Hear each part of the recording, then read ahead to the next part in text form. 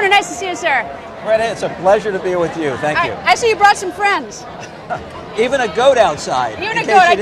Actually, I did see the goat. I got my picture taken with the goat. I do confess. I actually got the goat's endorsement. That took a lot of work, just like getting the endorsement of all the people here in New Hampshire. It's hard work. So I saw you on Sunday. You came out of the gate quite firing mad, I thought, at the debate. Am I wrong? Well, you're tougher. You speak from your heart and soul, and that's what people want to hear. You got to be honest and sincere in terms of where you want this country to go. We love this country. You want to see a better tomorrow. What we're ready to hand down to the next generation is totally unacceptable. We suffer from an economic deficit that is eating us alive, and we have a trust deficit in this country. The people no longer trust their institutions of power, and we must do something about that. Am I wrong that you're more fired up on Sunday? Listen, the closer you get to Election Day, the more fired up you get. We've been planting our flags in all 10 counties in this state.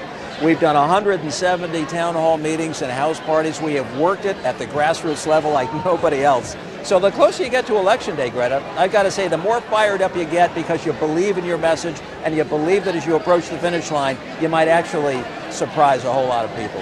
Now, I know you want to win. Everybody wants to win. If I went to the Olympics, I want the gold medal, but I'd be profoundly happy with a silver or bronze. I'm curious, in terms of you, what do you consider a win besides first place?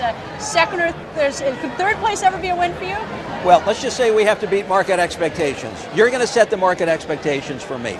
And as we rise in the polls over the next few hours, your expectations are going to get higher and higher. We've got to clear that hurdle that you set for us. And if I can clear that hurdle come tomorrow night, I'm going to walk out of this state. In fact, I'm going to move with a head of steam out of this state, a very happy man, because that means that we will have established that point of electability. Is there anything that stops you dead here tomorrow and doesn't have you going on? Well, obviously a poor finish, but we're not going to have a poor finish. We've worked it too hard. We've been too honest and sincere with the voters in New Hampshire. We've picked up a head of steam already. I mean, I can feel the energy on the ground out there. It's very real and it's very palpable. All right, it's only fair to compare you to the guy who's leading the polls, and Governor Romney right now is leading the polls here. Today, you seized upon the fact that he said something about firing people. You seized upon that. Well, if you're talking about your enjoyment in firing people, if you're talking about pink slips during a time when we need to be talking about jobs and expanded economic opportunity for people, that would seem to be problematic. But just look at the political dimension. When you're going to be up against the Chicago political machine that's going to have $1 billion to spend on goofy statements like that, give me a break. That's going to make electing a Republican very difficult. What is the biggest difference? If someone says to you, lines you up next to Governor Romney, you're both former governors, and what is the biggest difference between the two of you? If someone's trying to decide whether to vote for you or Governor Romney? One word: trust. I have a core that doesn't change. I have been the same from start to finish. People might not always agree with what I've done, but I have a consistent, conservative record. I speak from my heart. I do what I think is right for this country, and I'm not going to vary. And I think that trust, the issue of trust, is going to be a central theme in this election cycle. You think he's not trustworthy?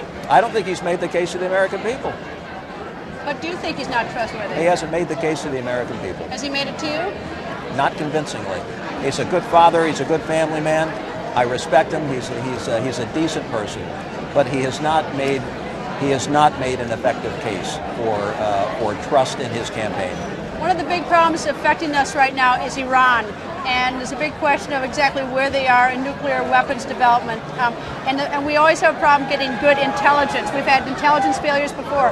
How would you know, or what would you change about our intelligence gathering so that we have the right information so the right decisions can be made? Is there anything you do differently than we're doing right now or prior administrations? I would take out the DNI.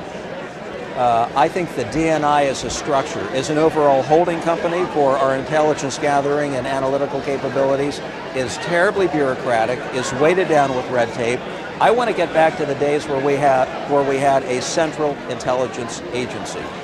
We've got too many players, we're not sharing enough, and I believe when you're confused at the gathering level, much less the analytical level, that you're not going to get the kind of good information you need to make critically important decisions where we send our men and women into harm's way. That's something the president has to do, and I want to make sure when I have to make those decisions that we have absolutely the best tactical intelligence, analyzed intelligence, and analytical pieces on which to make those decisions.